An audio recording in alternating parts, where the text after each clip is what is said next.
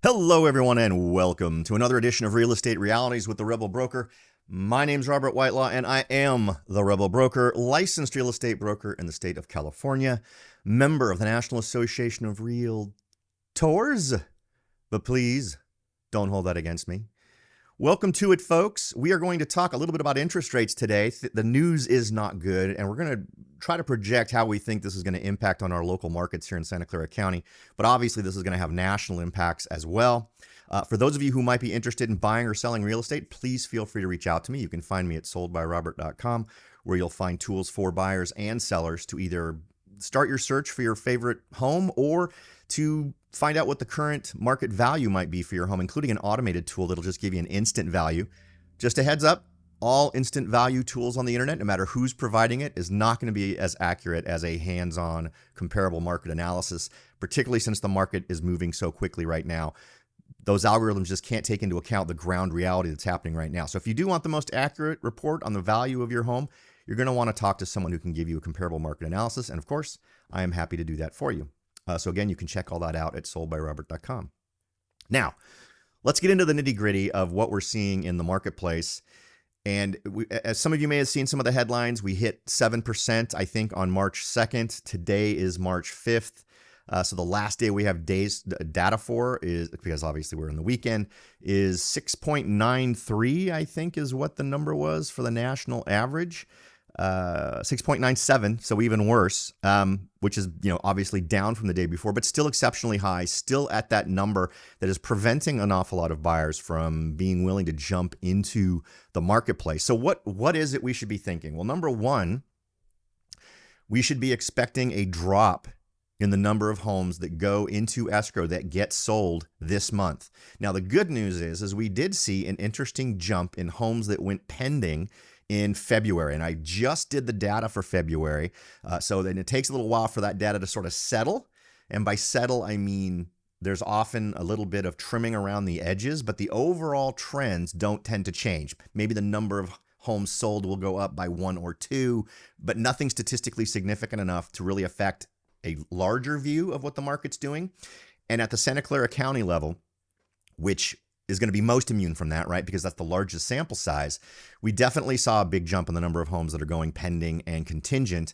So the good news is those folks would have locked in their interest rates at the time that they made their offer and it was accepted, which would have caused obviously a home to go into contingent or pending in the month of February. So we should see a bit of an uptick in the number of homes sold in March as those homes close, but the number of homes that go into escrow in March, as we see interest rates so high, is likely to be down. And March is typically a month where we see a pretty good amount of sales. So it's hitting us at a time when historically over the last few years, we've seen increases in home sales.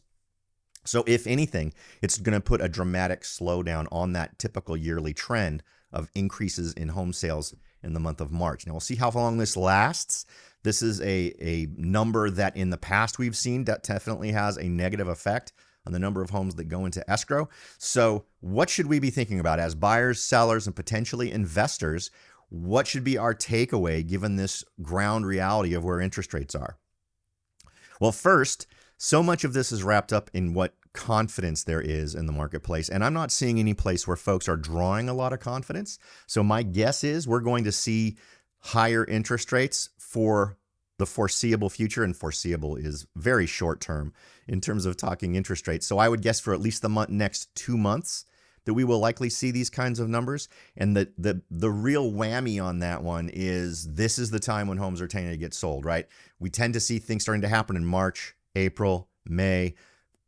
And the odds are that during the bulk of that time, when we see the largest number of people coming out and buying, is going to be negatively affected by these higher interest rates.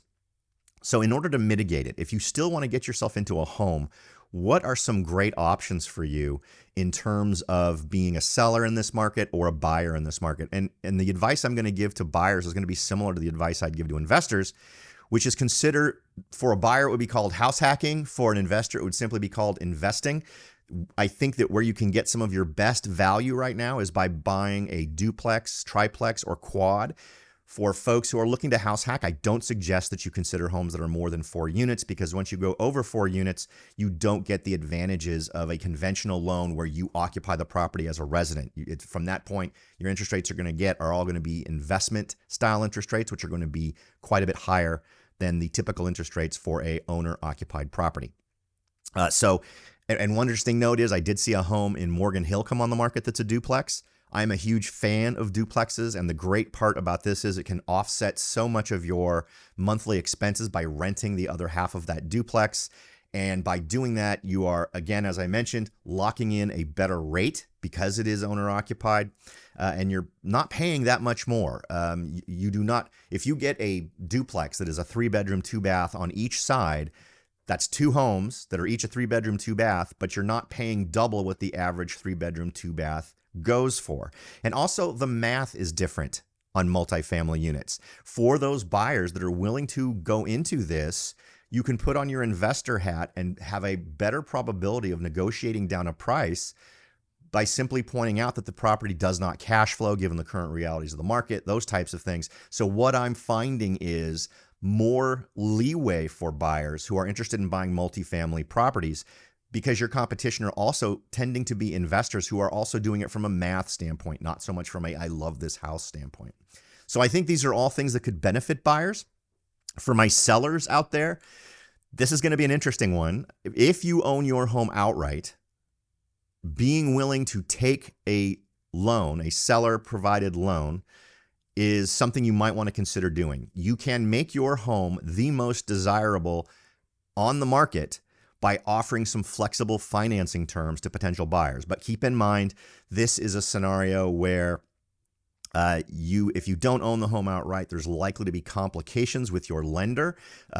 Once you have gone into an agreement like this, most banks are going to say, all right, your loan is now due and payable right now if you do a home sale and you take a note back. So at the very least, the amount of cash that would have to come in would be enough to pay off your existing loan. For those of you who maybe have a whole lot of equity in the property, that might be very doable.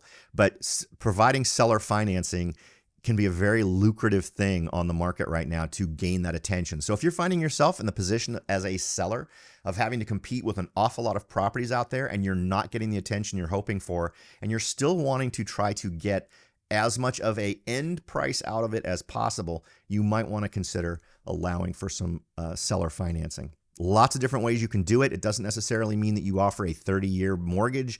You could offer amortized for 30 years where there's payments made over 5 years, 6 years, or 7 years, but then there's a balloon payment at the end of that period. There's a lot of different ways you can do it, but it's definitely something to consider if you're a seller who's having difficulty selling your property because of competition, or if you are in a position where doing seller financing makes complete sense to you. You don't need the lump sum from your home to make your next real estate move, and you want to try to get the maximum dollars, because that feature you're offering of seller financing can be something that can very much affect how much attention you're going to get from buyers. So something to consider and put out there as options for you, particularly as competition is growing between sellers.